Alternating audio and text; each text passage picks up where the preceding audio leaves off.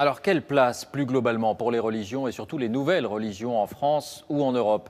Voici l'initiative de la ville de Hambourg, en Allemagne.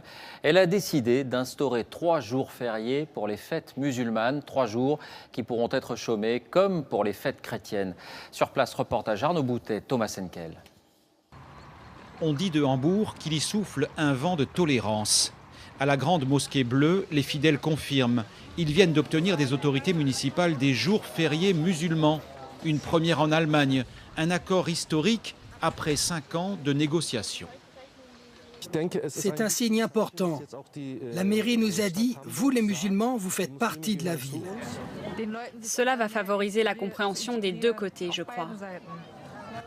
Les 130 000 musulmans de la cité portuaire pourront s'absenter 3 jours par an afin de célébrer une fête islamique. Dans cette mosquée, la plupart des visiteurs non musulmans s'en félicitent.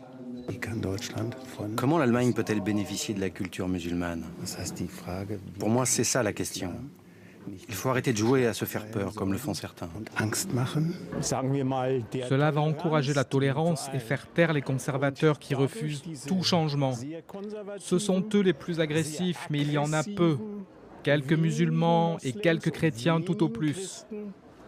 Et pour favoriser le dialogue, l'État contrôle depuis peu les cours de religion musulmane. Quels sont les 5 piliers de l'islam? Il faut aller une fois à la Mecque. Nous sommes ici dans une école publique. Je me réjouis d'apprendre qui sont les prophètes. Moi, j'apprends l'écriture arabe et je vais pouvoir lire le Coran.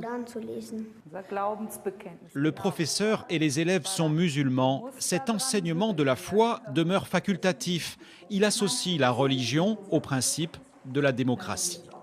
Une quarantaine d'établissements tentent l'expérience à l'ouest du pays et d'autres devraient suivre. Et avec la reconnaissance des jours fériés, c'est là un nouveau pari sur l'intégration. En bref, encore à l'étranger, des images.